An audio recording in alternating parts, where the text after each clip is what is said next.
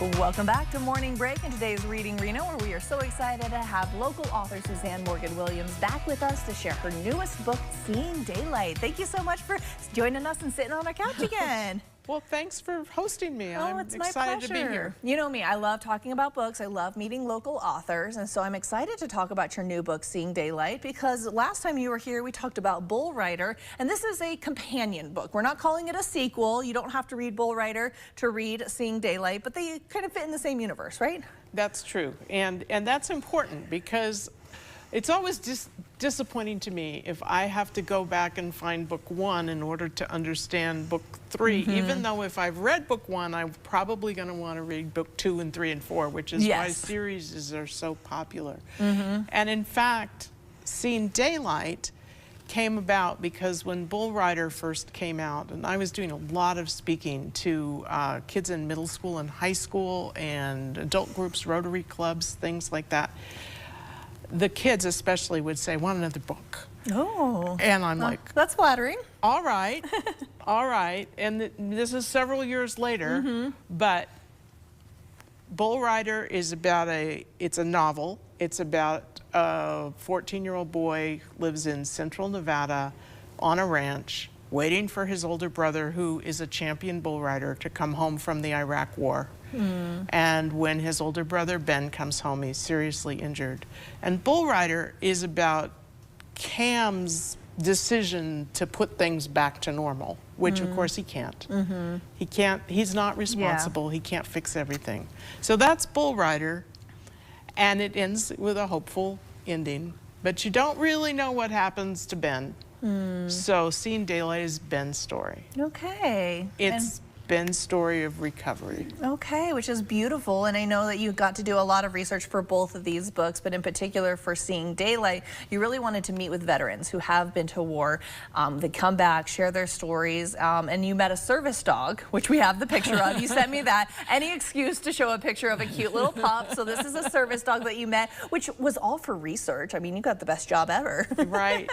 Well, and that day was very, very special. This is the only picture that I have of a service dog without his veteran. You'll see in the corner that white thing is the veteran's knee. Yeah. And it was a very special day. That was in San Diego. I was visiting with Marines at the Wounded Warrior Unit, and they had started a training program for the dogs and the Wounded Warriors. And they actually have loaner dogs, or they did at that time. I'm not sure if it's going on still. And when a Marine needed to go to a doctor's appointment or go downtown or needed some emotional support, they could take one of the dogs, as opposed to the way our Liberty dogs will be here in Reno, where a veteran is matched with his own dog. That's really cool, because we know how important those dogs can be to helping our veterans and anyone who is in need of a little extra care. They do so much incredible stuff, and so I'm assuming, based on the fact that you have this dog picture with us, that there is a dog maybe in this one? Oh my goodness, there are 3 dogs. Okay, there are 3 dogs. What more do you need? The interview's over. I've already sold it on you. But the dog that plays the biggest role is Roger. Okay. And Roger is he's a rescue dog who, I'll give a little spoiler here, he's not really on his way to become a service dog, just as Ben is no longer a Marine. Interesting.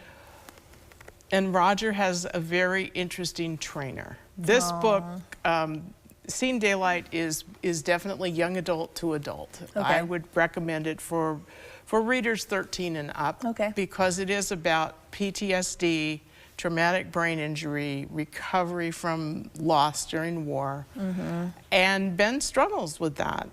He's got mental health issues, but he also has a wonderful dog, a wonderful family, and a romance. Oh, I love that. A little bit of hope sprinkled throughout the whole thing. Of course, I know you basically have sold us on why everyone should be reading this book, but if you want to pick up a copy of the book and even meet Suzanne, you are going to be doing a book launch at Sierra Arts Gallery in downtown Reno on March 8th, and I will make sure that all of the information for that event is on our website, colotv.com. So, Suzanne, thank you so much for being here. We really appreciate it. Well, I'm happy to be here. It's my book's birthday, and let's celebrate it.